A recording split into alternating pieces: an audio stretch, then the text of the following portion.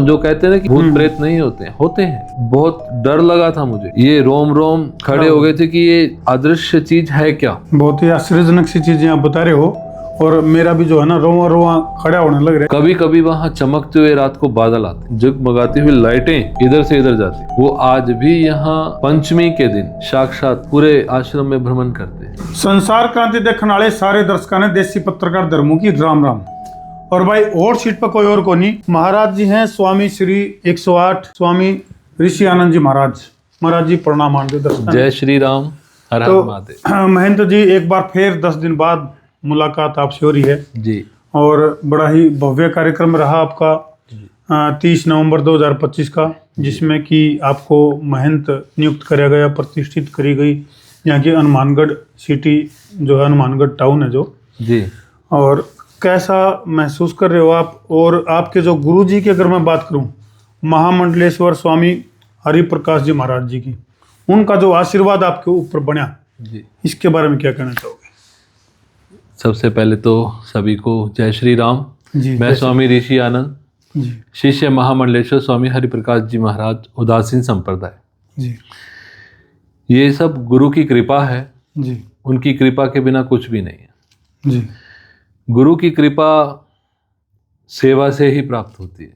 बिल्कुल जी।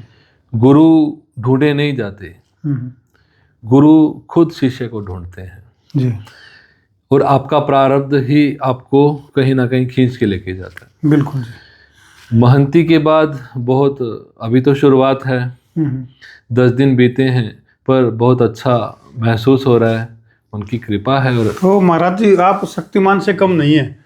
कभी तो आप जो है ना श्री बद्रीनाथ वाले उस पे दिखाई देते हो, जो साधु सुधा आश्रम, अंतर्राष्ट्रीय आश्रम है जो, जी जी। और कभी आप यहाँ दिखाई देते हो, एकदम से प्रकट हो जाते हो, क्या चक्कर है ये? नहीं, प्रकट तो क्या, ये सब गुरु कृपा है। जी। जिम्मेदारियां हैं, वहाँ भी निभानी पड़ती हैं। जी 6 महीने वहाँ की जिम्मेदारियां हैं, जो प्रयास रहता है कि वहाँ भी कुछ चूक ना हो। बिल्कुल। आने वाले जितने भी सेवक श्रद्धालुगण हैं, उनके लिए कोई कमी ना रह जाए, जी सब संतुष्ट होके जाएं, सबका सहयोग कर पाए। ये तो सेवा है जी, और ये सब गुरु कृपा है। और जो 30 तारीख का जो आपका जो कार्यक्रम था, जिसमें कि बहुत सारे गणमान्य व्यक्तियों ने शिरकत करी, जी, चाहे वो गंगाई नाथ जी की बात करा जी, या फिर स्वामी अमित दास जी की बात करा, जो कि श्री बद्रीनाथ जी से स्पेशल पहुंचे थे, और भी बहुत सारे गणमान्य व्यक्ति आपके कार्यक्रम में शिरकत करी उन्होंने। जी, तो क्या कहना चाहोगे उस कार्यक्रम के बारे में? जी, वो सब प्रेम है, संतों का आशीर्वाद और उन्हीं की कृपा, सब संतों की कृपा से ही वो कार्यक्रम हुआ, जी। गुरु कृपा से। और हमारे बिल्कुल प्रिय, और उनका भी बहुत आशीर्वाद रहा है, स्वामी रामानंद जी महाराज, उनकी भी बहुत कृपा है मेरे। हरिद्वार वाले बाबा जी, हरिद्वार वाले महाराज, स्वामी रामानंद जी महाराज, जी बिल्कुल। जी जी। तो उन सब के आशीर्वाद से बहुत ही सुंदर कार्यक्रम रहा। अच्छा महाराज जी, थोड़ा सा और फ्लैशबैक में चलेंगे हम, जो करो फिल्म नहीं आगरा, फिल्म हम स्टोरी चलिया करा, फिर पाछे की स्टोरी चलिया करे। जी। तो जो स्वामी जी हैं, जो महामंडलेश्वर स्वामी हरिप्रकाश जी महाराज जी हैं, जी, उनसे कब मिलना हुआ, कब मुलाकात आपकी हुई? क्योंकि सबसे प्रिय शिष्यों में से एक आप उनकी। वैसे तो सब प्रिय होते हैं जी, ये तो कहने की बात होती है, सब प्रिय होते हैं।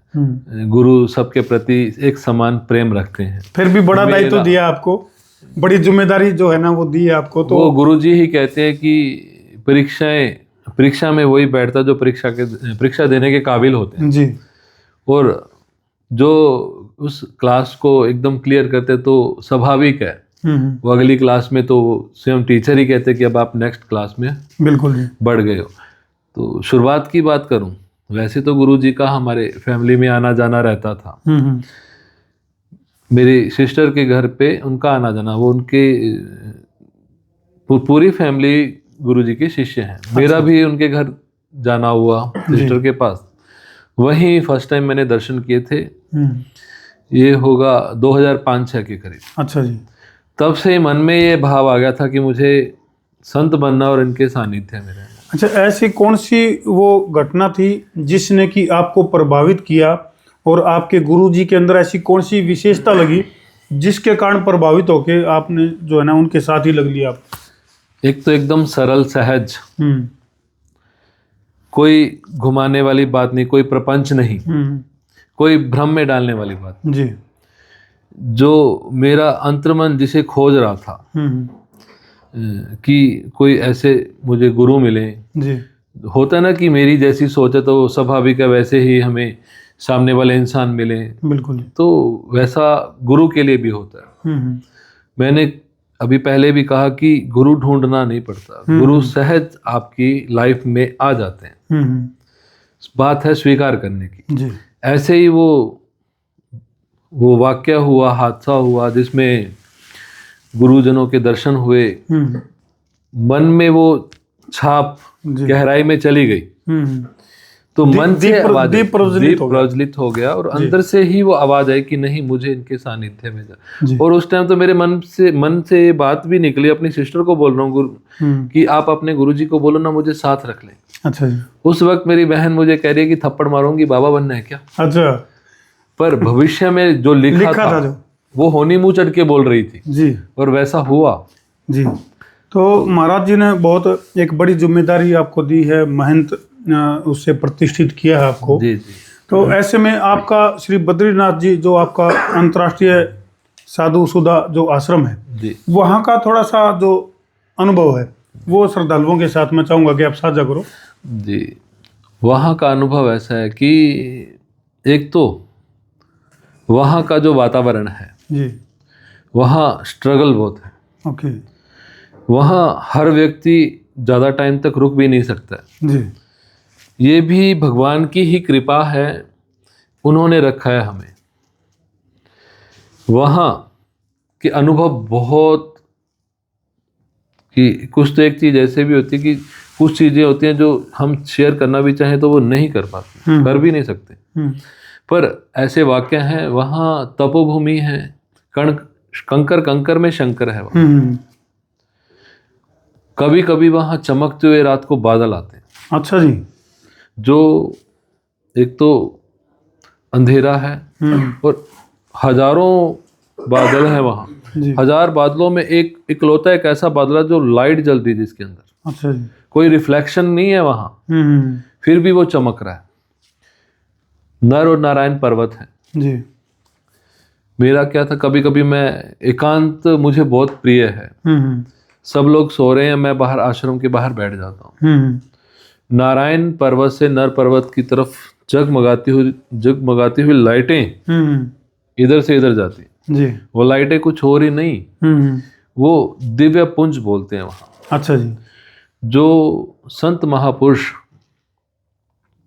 सूक्ष्म रूप में वास करते हैं, यानी कि बहुत ही एक पॉजिटिव और आश्चर्यजनक सा अनुभव। हाँ, तो आप वहाँ आएंगे ना, आप जैसे ही बद्रीनाथ की धरा पर अपना पांव रखेंगे, आपके अंदर की जो एक ऊर्जा होती है जागृत वो पॉजिटिविटी में बदल जाती है। तो महाराज जी आमतौर पे तो जो लंकापति जो लंकेश हैं जी, रावण, उनके भाई होया करते कुंभकर्ण, उनके ऊपर ये फार्मूला लागू होया करता कि वो 6 महीने पाताल लोक में रहते थे, 6 महीने जो है ना वो पब्लिक में दिखाई देते थे।